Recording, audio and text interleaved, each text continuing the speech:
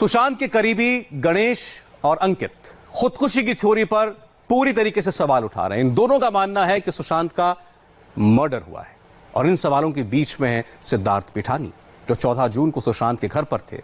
Sushant case में रिया के अलावा सिद्धार्थ को लेकर भी सवाल उठ रहे हैं, क्योंकि इन दोनों के अब तक दिए बयानों से ऐसा लगता है कि जरूर कुछ छिपाया जा रहा है।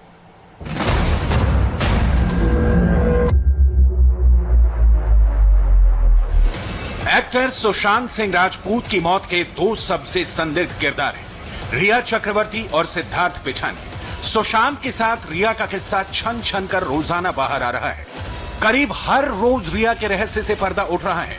रिया के खिलाफ सुशांत सिंह राजपूत के पिता के सिंह ने एफआईआर भी दर्ज करवाई है, लेकिन सुशांत के फ्लैटमेट सिद्धार्थ पिठानी के खिलाफ अब तक कोई मामला दर्ज नहीं हुआ है। सिर्फ ईडी ने सिद्धार्थ पिठानी से पूछताछ की है। सिद्धार्थ पिठानी ही वो किरदार है जिसने सुशांत की डेड बॉडी फंदे से झूलती देखी थी। सिद्धार्थ ही वो आखिरी शख्स है जिससे 13 जून की रात सुशांत ने आखिरी बार बात की थी। सिद्धार्थ ही वो शख्स है जिसके मुताबिक 14 जून को जब उसने सुशांत के कमरे का लॉक तोड़वाकर अंदर घुसा तो उन्हें पंखे से लटका देखा।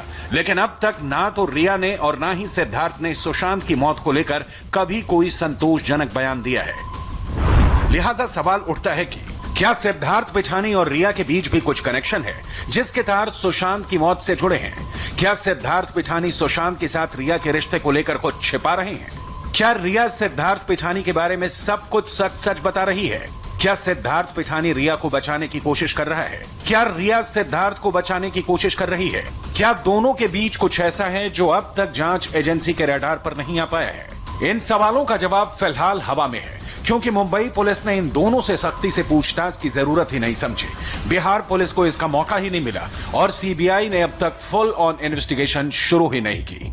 आरोप तय करना और सबूतों के आधार पर दोषी तय करने वाली अदालतों से इतर हम सिद्धार्थ पिठानी के अब तक के दिए गए बयानों के बेसिस पर ही रिया के साथ उसके रिश्ते और सुशांत सिंह राजपूत की मौत के मिस्ट्री के फंसे पेचों को सुलझाने की कोशिश करेंगे।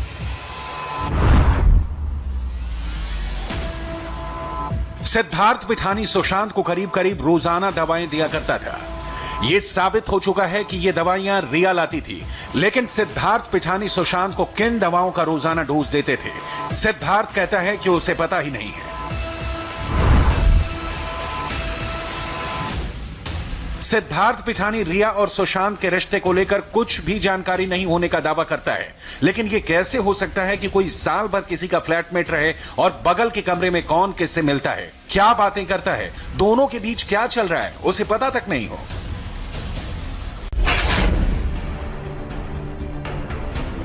सिद्धार्थ पिठानी ने पहले तो यह कहा कि रिया को लेकर वो बस इतना जानता है कि वो सुशांत की गर्लफ्रेंड थी, लेकिन जब रिया का इंस्टाग्राम खंगाला गया तो पता चला कि सिद्धार्थ रिया के साथ उसके कई पोस्ट में ना सिर्फ टैग है बल्कि रिया को वीडियो शूट भी सिद्धार्थ ने ही किया है।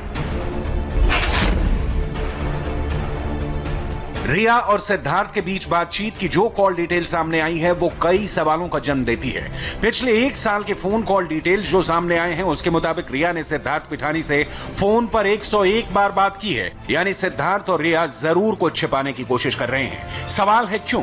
क्या सिद्धार्थ पिठानी रिया के कहने के मुताबिक मुंह खोलने के लिए तैयार नहीं है, या सिद्धार्थ की तरफ से ही दाल में कुछ काला है? सुशांत सिंह राजपूत की डेथ मिस्ट्री की जांच अगर रिया को सेंटर पॉइंट बनाकर की जा रही है तो सिद्धार्थ इस सेंटर पॉइंट के बिल्कुल करीब है। वो कैसे?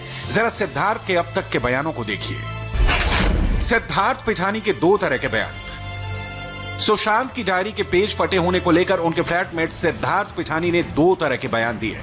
सिद्धार्थ ने पहले तो कहा कि उसने डायरी के पेज फटे नहीं देखे, इसके बाद कहा कि सुशांत खुद पेज हटा देते थे। सिद्धार्थ पिठानी से जब बिहार पुलिस ने पूछताछ करनी चाहिए तो हैदराबाद चला गया, यानी पूछताछ में भी सहयोग के लिए तैयार नजर नहीं आ रहा। सिद्धार्थ रिया के बीच सिर्फ सुशांत को लेकर क्या बातें होती थी? ना तो सिद्धार्थ ने ना ही रिया ने अब तक इसे लेकर कुछ कहा है, लेकिन दोनों के बीच ऐसा कुछ जरूर है जो अब तक सामने नहीं आ सका है। वो क्या है, इसका खुलासा तो जांच के बाद ही हो पाएगा।